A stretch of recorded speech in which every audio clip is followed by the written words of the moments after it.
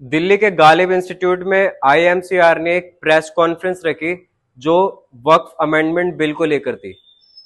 इस press conference के अंदर लोगों का एक बहुत बड़ा हुजूम देखने को मिला और काफी सांसद भी शामिल हुए, जैसे आम आदमी पार्टी के संजय सिंह, कांग्रेस पार्टी के नासिर हुसैन और कई दीगर पार्टीज के पॉलिटिकल लीडर्स इसमें शामिल हुए। वोट के बारे में फैलाई जा रही है जिसका कहीं कोई उल्लेख नहीं है।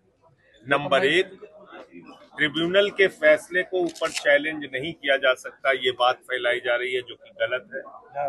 हाई कोर्ट में, सुप्रीम कोर्ट में उसकी कानूनी लड़ाई लड़ी जा सकती है ट्रिब्यूनल के फैसले के बावजूद। नंबर दो कि महिला सदस्य ये रखेंगे, महिला सदस्य इसमें पहले से शामिल है। नंबर तीन कि इसमें 9 लाख एकड़ जमीन है और इनकी आमदनी 12,000 करोड़ रुपए हो सकती है।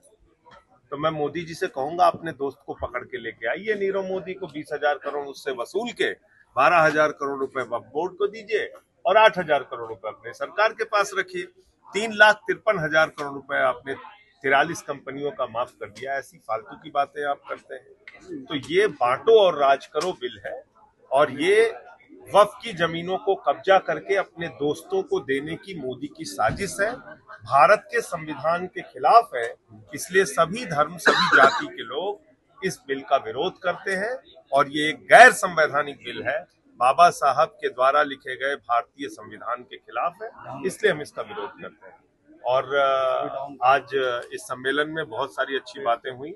अदीब अनवर साहब ने जो आईसीएमआर का सम्मेलन बुलाया था, इसके आगे भी इस प्रक्रिया को हम लोग आगे बढ़ाएंगे और जो एनडीए के भी घटक दल हैं वो भी इसके खिलाफ अपनी बात रख रहे हैं, उनसे भी मिलेंगे। जेपीसी की अगली मीटिंग की तारीख और किस तरीके से? गुरुद्वारा कमेटी, चर्च कमेटी, बौद्ध कमेटी, दलितों के संस्थाएं, आदिवासियों की संस्थाएं और एनडीए के घटक दल सबसे मिलने की योजना है। सब मिलकर इसका विरोध करेंगे। एक मैसेज गया है पूरे मुल्क में, वो उससे ये पता चलता है कि हुकूमत की मंशा और इरादा साफ नहीं है, क्योंकि कॉन्स्टिट्यूशन के अगेंस्ट है ये बिल। इस तरह से जो आर्टिकल हैं, आर्टिकल 26 है, आर्टिकल 14 है, आर्टिकल 29 है, और इसलिए तमामी स्टेक होल्डर्स में इस बिल को लेकर के तशवीश है कि कानून जब लाया जाता है तो कानून उससे बेहतर लाया जाता है जो होता है, या उसी को बेहतर किया जाता है। ये तो और उससे कमज़ोर वक्त बोटो करने की कोशिश की गई है।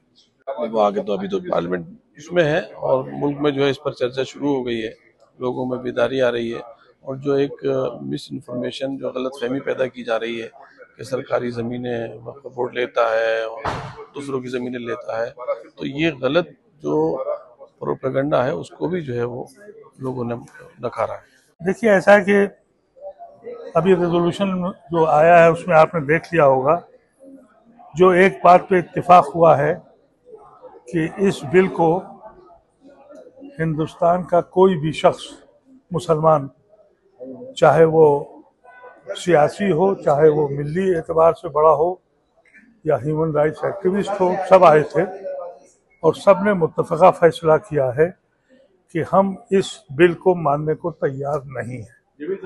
और हुकूमत हिंद को ये बात वाज़े कर देते हैं कि अगर आपका ये अमल बढ़ा रहा और आपने हमारी वक्फ की जायदादों को तोड़ने की कोशिश करी तो फिर हमें चाहे सड़कों पे आना पड़े, हम इसको एक्सेप्ट नहीं करेंगे। हमें खुशी इस बात की है कि इस मुल्क में अभी सेकुलर हिंदू बाकी है और वो हमारे साथ खड़ा है। तो ये जो बंटवारे की किस्सा जो बीजेपी चला रही है हिंदू मुसलमान का, वो हम होने नहीं देंगे। हमारे साथ रोज यही डीएम रोज मुसलमानों के घरों को बुलडोज करता है और वही डीएम अब हमारी अमलाक को बुलडोज करेगा। ये मुमकिन नहीं है। वो कहते हैं कि हम नॉन मुस्लिम को लाएंगे। हम अयोध्या के पास रहते हैं, राम मंदिर की जमीन मुसलमानों की है, हमें वहां का ट्रस्टी क्यों नहीं बना रहे हो? बना के दिखाओ। अरे हमें नहीं बना रहे हो, खुद जिनको तुम दलित हिंदू कहते हो उन्हीं को हजारों साल से मंदिरों पर कब्जा है तुम्हारा, तो कम से कम कुछ दलित तो दे दो मंदिरों को। वो भी नहीं दोगे। हाँ, मुसलमानों के यहाँ हिंदू ला के बिठा लोगे। कुछ दिमागी तवाजुन खराब हो गया है हुकूमत का।